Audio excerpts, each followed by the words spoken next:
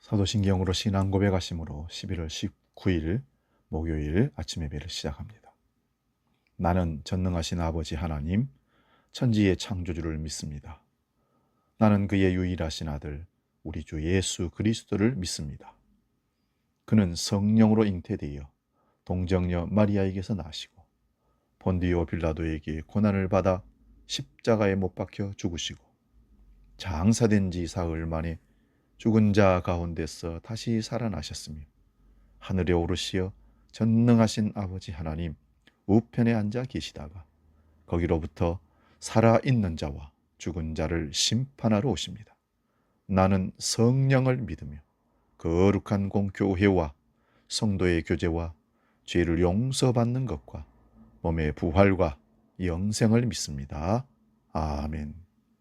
오늘 우리에게 주시는 말씀은 신약성경 베드로전서 5장 6절에서 11절까지 봅니다. 이 말씀 봉독할 때에 살아계신 주님의 음성을 듣기 바랍니다. 베드로전서 5장 6절에서 11절 말씀 봉독합니다. 그러므로 하나님의 능하신 손 아래서 겸손하라. 때가 되면 너희를 높이시리라. 너희 염려를 다 주께 맡기라. 이는 그가 너희를 돌보심이라. 근신하라. 깨어라. 너희 대적 마귀가 우는 사자같이 두루 다니며 삼킬 자를 찾나니 너희는 마음을 굳건하게 하여 그를 대적하라. 이는 세상에 있는 너희 형제들도 동일한 고난을 당하는 줄을 알미라. 모든 은혜의 하나님 곧 그리스도 안에서 너희를 부르사 자기의 영원한 영광에 들어가게 하신 이가 잠깐 고난을 당한 너희를 친히 온전하게 하시며 굳건하게 하시며 강하게 하시며 털을 견고하게 하시리라. 권능이 세세 무궁하도록 그에게 있을지어다. 아멘. 오늘 봉독한 이 말씀으로 우리는 지지 않는다, 이런 제목으로 말씀을 상고합니다. 우리는 지지 않는다. 베드로 전서의 저자는 베드로 사도이지만 기록자는 베드로가 아닙니다. 이 서신이 집필될 당시 베드로는 이미 이 세상을 떠난 사람이었습니다. 본문 5장 12절에는 실루아노의 손을 빌어 이 편지를 썼다는 말이 나옵니다. 그러니까 이 편지는 비록 베드로가 쓴 것은 아니라 해도 베드로의 정신을 담고 있는 베드로의 기록입니다. 저는 베드로를 생각할 때마다 인간적인 친밀함을 느낍니다. 그는 투박하고 성급하지만 단순하고 정직한 영혼의 사람이었다는 것을 알 수 있습니다. 주님께서 사람 낚는 어부가 되게 하겠다는 그 부름에 선뜻 응하고 계산하지도 않습니다. 풍랑이 이는 갈릴리 호수를 주님께서 걸어오실 때 나도 걷게 해달라고 가감하게 계산하지 않고 걸어갈 때 참 단순하고 순진하다, 이런 생각이 듭니다.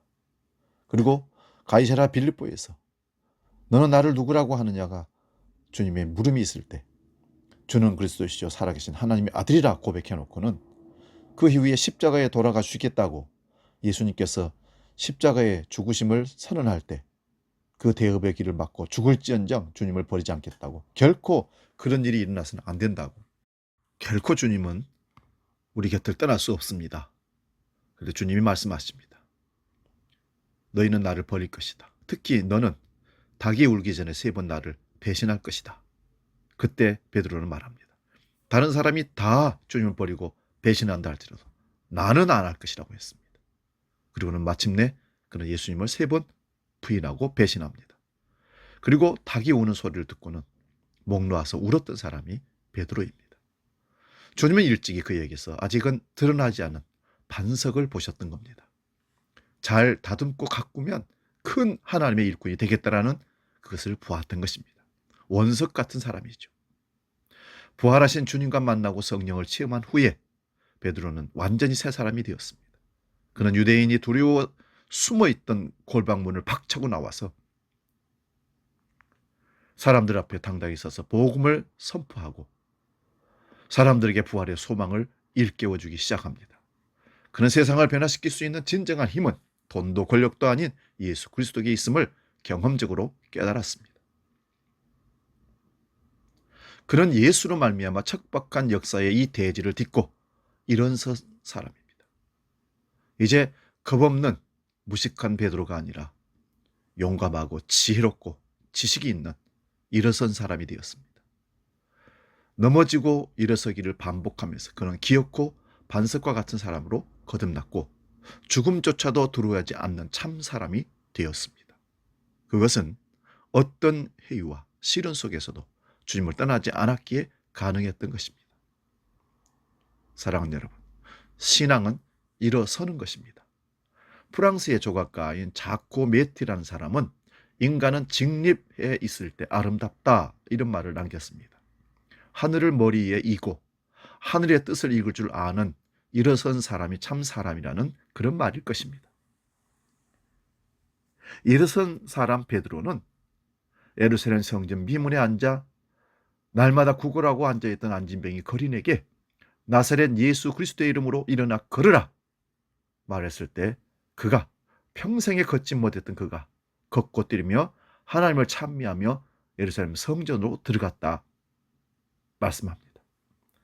산헤드린 공회가 사도들을 소환해서 다시는 예수의 이름으로 복음 전하지 말라고 위협했지만 사도행전 4장 19절에 보면 베드로는 하나님의 말씀을 듣는 것보다 당신들의 말을 듣는 것이 하나님 보시기에 옳은가 판단하라 반문합니다. 정신적 압제에서 벗어난 그 사람의 신앙적 독립선언이라 할 수 있습니다.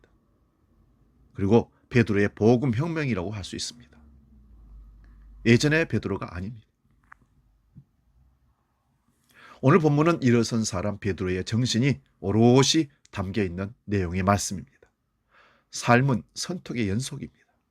취사 선택이라는 말이 있듯이 뭔가를 취한다는 것은 다른 것을 포기해야 하기에 그래서 선택은 늘 어렵습니다. 우리는 갈림길을 만날 때마다 어느 길이 더 안전한지 지름길인지 쉬운 길인지 어느 길이 더 유리한지 그것을 계산합니다. 그동안의 경험과 지식을 동원해서 더 나은 듯한 그런 길을 택하지만 결과가 늘 좋은 것은 아니었습니다. 예수님은 영원의 순례자인 우리들에게 좋은 길을 선택하라고 하셨습니다. 그것은 생명을 택하라는 말이기도 합니다. 일어선 사람 베드로는 또 다른 기준 하나를 일러줍니다. 6절 7절 말씀 봅니다. 그러므로 하나님의 능하신 손 아래에서 겸손하라. 때가 되면 너희를 높이시리라. 너희 염려를 다 주께 맡기라. 이는 그가 너희를 돌보심이라. 이것이 베드로가 예수님과 동행하면서 체득한 삶의 진실입니다. 여러분, 우리 삶에서 하나님을 삶의 첫 자리에 모시면 하나님 제일주의로 산다면 무슨 일이 벌어지든지 결국은 다 잘 된다는 의미가 담겨 있는 말입니다.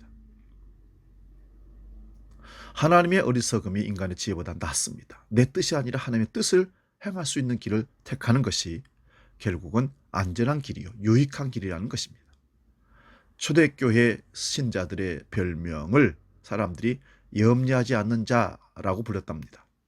내 뜻을 이루려고 한다면 염려하지 않을 수가 없겠지만 하나님의 뜻을 이루려고 하는 것이라면 하나님께서 이루시리라고 믿기 때문에 염려하지 않는 것입니다. 하지만 인생이 그렇게 단순하지는 않습니다. 우리는 불안과 회의의 광풍에 휘말릴 때가 많습니다. 바른 길로 잘 가다가도 어느 순간 어쩌면 이 길이 아닐지도 모른다 하는 생각이 들면 갑자기 짙은 안개에 갇힌 것처럼 당혹감을 느끼며 주저앉습니다. 정신적으로 다부지지 못한 사람들에게 사탄이 다가서는 것은 바로 이때입니다. 사탄의 유혹은 은근하고 달콤합니다. 그래서 뿌리치기가 참 어렵습니다. 사탄은 마치 먼지가 쌓이듯이 우리의 존재 안에 내려와서 앉습니다. 그는 우리의 세상 것으로 부풀려진 자아의식을 숙주로 해서 우리 속에 침투합니다. 성경에서 사탄은 하나님을 대적하는 자이고 이간질하는 자입니다. 하나님이 하나 되게 하신 분이시라면 사탄은 가르고 나누는 자입니다. 그래서 에베소서는 사탄을 공중의 권세를 잡은 통치자, 곧 지금 불순종의 자식들 가운데에서 작용하는 영이라고 선언합니다. 사탄은 사람들로 하여금 육신의 정욕대로 살게 합니다. 한마디로 나를 중심으로 세상을 파악하고 조정한다는 그런 말입니다. 사단이 힘을 발휘하는 곳은 불모의 땅으로 바뀝니다. 아무것도 되지 않습니다. 사단에게 우리 마음을 내주면 우리는 무정한 사람, 사나운 사람, 교만한 사람, 결국은 누구도 용납하지 못하는 이기적인 사람이 됩니다.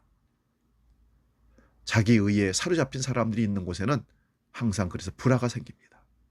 한순간입니다. 행여라도 나의 허물보다 남의 허물이 크게 보이거든 서술하차 놀라면서 예수님처럼 외쳐야 됩니다. 사탄아 물러가라. 본문이 말하는 말씀처럼 정신을 차리고 깨어있지 아니하면 우는 사자가 삼킬 자를 찾아다니는, 그래서 사탄의 먹이가 될 수밖에 없습니다. 하나님께서 아벨 동생의 제물은 받으시고 자기의 제물을 받지 않으시자 가인은 질투심에서 헤어나지 못합니다. 그리고는 무고한 동생을 해칠 궁리를 합니다. 그러자 하나님의 경고가 그에게 내립니다. 창세기 4장 7절입니다. 네가 선을 행하며 어찌 낯을 들지 못하겠느냐. 선을 행하지 아니하면 죄가 문에 엎드러져 있느니라. 죄가 너를 원하나 너는 죄를 다스릴지니라. 여기서 우리는 고대인들이 인간의 본성에 대해 얼마나 깊이 이해하고 있는지를 알 수 있습니다. 죄라고 번역된 이 단어는요, 죄의 충동 혹은 이기심에 따라 움직이는 본능을 일컫는 말입니다. 죄의 충동이 없는 사람은 없습니다. 우리는 하루에도 여러 번씩 마음으로 누군가를 처벌하며 비판하며 판단하며 삽니다. 그 대상은 눈빛이 불량한 젊은이로부터 보행자를 배려하지 않는 난폭한 운전자, 국민을 우습게 여기는 정치인들까지 다양합니다. 이런 충동은 분명히 인간성의 일부이기에 피할 수는 없습니다. 하지만 모두가 충동대로 움직인다면 세상은 지옥으로 변하고 말 것입니다. 그 충동을 다스린다는 것은 들어도 못 들은 척, 보아도 못 본 척하고 살라는 그런 말이 아닙니다. 우리를 파괴적인 행동으로 내모는 그런 충동을 직시하고 저항해야 한다, 그런 말입니다. 성경은 믿음에 굳게 서서 악마와 맞서 싸우라고 우리에게 권면합니다. 우리 속에 있는 둔하고 사납고 야비하고 교만한 충동을 일깨우고 부추기는 악마와 맞서 싸울 때 우리의 속사람은 날로 든든해져 갑니다. 하지만 우리의 연약함을 인정하지 않을 수 없습니다. 잘 해보려고 하지만 잘 안 됩니다. 인생이라는 무대 위에서 우리에게 주어진 역할을 감당하는 동안 우리는 영혼의 소리를 무시할 때가 많습니다. 그 결과는 공허함입니다. 아무리 사람들을 만나도 일에 집중하고 즐겨보아도 내적인 공허함은 극복되지 않습니다.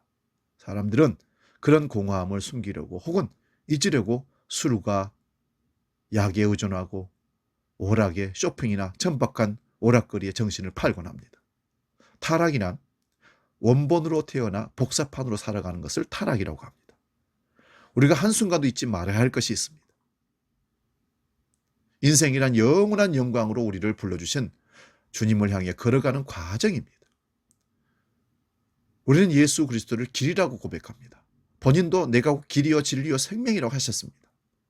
문제는 고백에 실천이 따르지 않는다는 것입니다. 우리가 참 삶의 길이라고 백날 고백한다 해도 그 길을 내 발로 걷지 않는다면 하나님께 결코 당도할 수가 없습니다. 길의 마지막 보람은 고백의 대상이 되는 것이 아니라 그 길을 따라 마땅히 가야 할 길로 가서 마침내 그리워했던, 보고 싶었던 그를 만나는 것입니다. 예수 그리스도를 길이라 하는 사람들은 많지만 그 길을 걸어가려고 하는 사람들은 적다는 것입니다. 주일이면 수많은 사람들이 교회에 모이지만 주님의 외로움은 깊기만 합니다. 주님의 길을 찾는 이가 적으니 말입니다. 우리 이제 다시 시작해야 합니다. 울면서라도 그 길을, 주님이 가신 그 길을 걸어야 합니다. 섬기고 나누고 돌보는 그 길이야말로 하나님께로 나아가는 길입니다. 혼자서 그 길을 간다면 너무 무섭고 외롭지만 하나님은 우리에게 동행을 허락해 주셨습니다. 우리는 홀로가 아닙니다. 하나님의 뜻을 행하다가 어려움을 겪는다 해도 낙심하지 마십시오. 동료가 있다는 것, 우리가 외로울 때 우리를 맞아주고 연약할 때 기운을 북돋아주고 길을 잃었을 때 우리를 찾아와 줄 이가 있다는 것처럼 좋은 일은 없을 겁니다.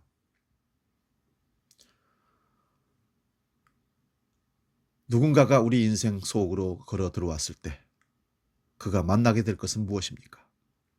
우리 속에서 교만하고 이기적인 존재와 마주친다면 그는 더 큰 상처를 입고 돌아갈 것입니다. 하지만 우리 속에서 주님을 만난다면 그는 평화를, 기쁨을 맛보며 돌아갈 것입니다. 우리 삶이 누군가에게 선물이 될 수 있다면 그보다도 좋은 일이 어디 있겠습니까? 작은 물고기들이 때를 찢는 까닭이 포식자들로부터 자기를 지키기 위해서 그렇게 하듯이 우리가 공동체를 이루는 것은 악마의 유혹에 함께 맞서서 이기기 위해서 그런 겁니다.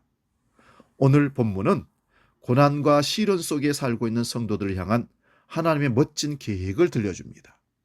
잠시 겪는 고난은 성도들이 누리게 될 영원한 영광에 비하면 작은 것이고 가벼운 것이라고 합니다. 주님의 뜻을 따르기 위해 겪는 고난은 더 큰 유익의 밑거름이라는 것입니다. 하나님은 고난의 풀무를 통과한 성도들을 온전하게 하시고 굳게 세우시고 강하게 하시고 기초를 튼튼하게 하여 주십니다. 노맹 롤랑이라는 사람은 베토벤의 생애를 고난을 통한 기쁨이라 하고 한마디로 요약했습니다. 음악가의 생명이라 할 수 있는 청각을 잃어버렸습니다.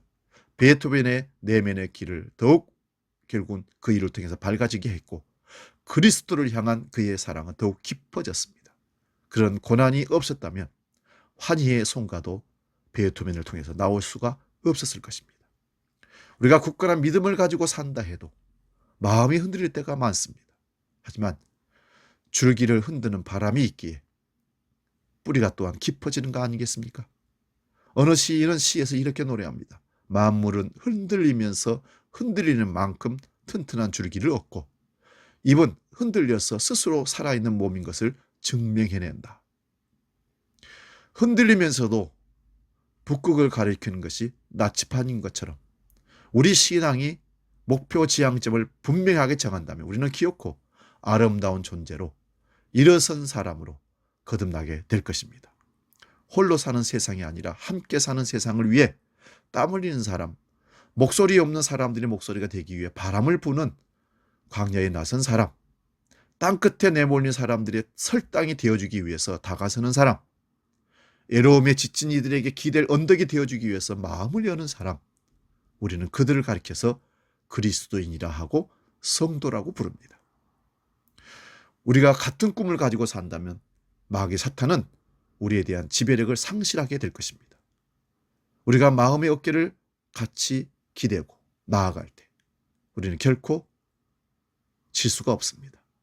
히브리서 12장 12절 13절을 봅니다. 그러므로 피곤한 손과 연약한 무릎을 이렇게 세우고 너희 발을 위하여 곧은 길을 만들어 저는 다리로 하여금 어그러지지 않고 고침을 받게 하라. 우리는 주님 앞에서 일어선 정신적인 독립군임을 잊지 마시기 바랍니다. 우리의 손길을 기다리는 이웃들과 어려운 세상을 향해서 그리스도의 사랑을 품고 나아갑시다. 그리고 그들에게 가서 그 길을 우리 같이 가자고 손잡아 베드로처럼 요한처럼 이렇게 세웁시다. 우리는 결코 지지 않습니다. 기도하겠습니다. 하나님 아버지, 힘들고 지치고 피곤하고 두려움과 공포와 여러 가지 시련들이 우리 앞에 파도처럼 밀려옵니다. 그러나 우리는 지지 않습니다.